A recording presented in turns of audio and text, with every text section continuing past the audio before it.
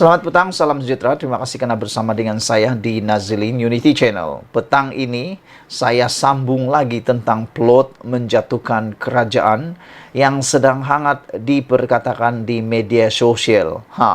Yang paling hangat ia melibatkan Tun Mahathir Mohamad yang kononnya menurut laporan yang baru saya bacakan daripada Malaysia Kini, yang juga dipetik daripada sebuah portal, yang dipetik daripada portal lain, menyebut kononnya yang akan membiayai plot menjatuhkan kerajaan pimpinan Anwar Ibrahim kononnya dibiayai oleh Mahathir Mohamad dan juga Daim Zainuddin. Mereka mengatakan, laporan itu mengatakan, cakap-cakap itu mengatakan bahawa ini kerana parti Bersatu sudah tidak ada uang untuk membiayai apa-apa plot kerana akaun mereka telah dibekukan. Namun perkara itu telah pun dinafikan oleh Faisal Azumu.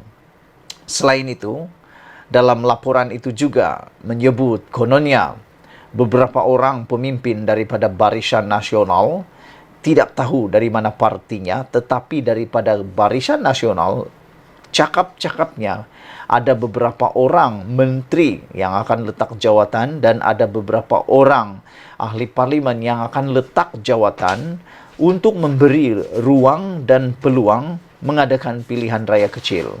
Kerana kita tahu kalau dengan adanya akta anti lompat parti, sesiapa yang keluar daripada parti atau meletakkan jawatan, maka secara otomatik kawasan tersebut akan menjadi kosong. Dan menurut laporan tersebut dikatakan bahawa sekiranya mereka menang, sekiranya dalam pilihan raya kecil itu mereka menang, khususnya mereka akan membentuk kerajaan bersama-sama dengan Perikatan Nasional. Namun demikian, apa yang dinyatakan oleh Faisal Azumu, beliau tidak pernah mendengar tentang rancangan tersebut dan tiada sebarang rundingan dengan mana-mana blok kerajaan dengan ahli parlimen Barisan Nasional juga. Sebelum ini sebuah portal menyatakan bahawa terdapat cakap-cakap mengenai percubaan Perikatan Nasional untuk meyakinkan beberapa ahli parlimen BN supaya meletak jawatan bagi memberi laluan kepada pilihan raya kecil. Menurut laporan itu, sekiranya ahli parlimen BN terbabit menang, mereka akan dapat membentuk kerajaan baru dengan bantuan ahli parlimen daripada Sarawak. Namun, yang lebih mengejutkan kita ialah penafian daripada Presiden MCA, iaitu Datuk Seri Dr. Wee Ka Siong, yang hari ini telah pun menyatakan bahawa laporan tersebut adalah keji, mengarut dan tidak berasas. Presiden MCA, Datuk Seri Dr. Wee Ka Siong, membidas laporan media sosial yang menyatakan ahli parlimen MCA antara 10 ahli parlimen BN terbabit dalam komplot menggulingkan kerajaan. Beliau yang juga ahli parlimen Air Hitam berkata, dakwaan itu berdasarkan sumber maklumat yang tidak berasas tanpa disertai bukti kukuh. Selaku Presiden MCA, saya memandang berat perkara ini. Media sepatutnya mendapatkan maklumat yang sudah disemak, kata beliau. Kita sendiri tidak tahu mengenai usaha dan percubaan ini menggulingkan kerajaan dan macam mana nama kami, saya dan Datuk Seri Wee Jack Singh, ditulis dalam laporan itu. Saya menganggap laporan itu satu perbuatan yang keji dan patut dikecam. Laporan ini mengarut dan tidak berasas dan kami tidak terbabit dan tidak tahu-menahu mengenainya, katanya dalam satu video yang disiarkan di media sosial rasmi beliau.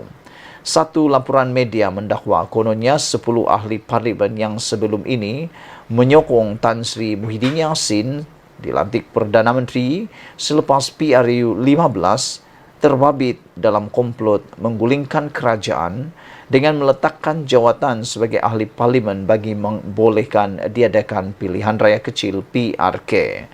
Laporan itu menyenaraikan Ka Siong dan Jack Singh selain beberapa ahli parlimen daripada UMNO dan MIC.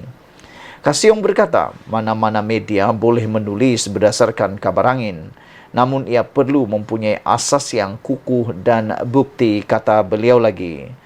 Sebuah portal berita menyiarkan laporan yang bersandarkan kepada sumber maklumat tanpa nama dilihat cuba mengarang berita kononnya ada gerakan untuk menggugat kerajaan perpaduan pimpinan Perdana Menteri Datuk Seri Anwar Ibrahim. Menurut beliau, sesiapa saja boleh menulis mengikut cita rasa masing-masing berpandukan kabar angin. Namun bagi saya sendiri sebagai Presiden MCA dan parti saya, kami tidak tahu tentang percubaan menggulingkan kerajaan seperti mana yang dilaporkan, katanya lagi. Beliau menegaskan tidak sama sekali akan menyokong langkah sedemikian yang memerlukan mana-mana ahli parlimen yang dipilih untuk mengorbankan kerusi mereka untuk memaksa PRK diadakan. Di mana logiknya? Kami tidak akan sokong dan keutamaan sekarang ialah menyokong dasar dan strategi ke arah pemulihan ekonomi negara melalui kestabilan politik mengikut kehendak rakyat pada PRU 15, katanya lagi. Saudara, yang mengejutkan kita menurut laporan daripada Malaysia Kini yang dipetik daripada laporan portal sebelum ini juga mengatakan bahawa laporan ini membuatkan Faizal Azumu ketawa, iaitu laporan itu mengatakan pembentukan kerajaan baru tersebut bertujuan menaikkan pengerusi Perikatan Nasional Muhyiddin Yassin menjadi Perdana Menteri sekali lagi. Laporan itu juga mendakwa bahawa perancang menjangkakan Dr. Mahathir Muhammad dan bekas Menteri Kewangan Daim Zainuddin akan membiayai plot tersebut kerana akaun bank bersatu sudah dibekukan. Ahmad Faizal ketawa apabila diminta mengulas mengenai dakwaan pembiayaan plot itu. Beliau berkata, saya berkesempatan berbuka puasa dengan Ayanda Mahathir yang dikasihi baru-baru ini. Kami tidak bercakap politik. Kami hanya bercakap mengenai Perhimpunan Proklamasi Melayu, kata beliau. Dia baik-baik saja tetapi sudah menunjukkan tanda-tanda usia. Kami mendoakan kesihatannya yang baik. Kata Faizal Azumu lagi, setahu saya, Daim tidak begitu sihat. Dia berdiam diri dan tidak menerima sebarang pelawat, kata Ahmad Faizal Azumu. Anwar kini mendapat sokongan 148 ahli parlimen, manakala Perikatan Nasional berbaki 74 ahli parlimen. Bagi menjatuhkan Anwar, Perikatan Nasional perlu mendapatkan sokongan setiap ahli parlimen gabungan Parti Sarawak GPS, Gabungan Rakyat Sabah GRS, Warisan, Parti Bangsa Malaysia, Parti Kesejahteraan Demokratik Masyarakat, Muda, Bebas dan sekurang-kurangnya 3 lagi ahli parlimen yang kini bersama Barisan Nasional. Sekian dulu untuk kali ini. Jangan lupa tinggalkan komen anda, share video ini. Kita jumpa lagi. Bye-bye.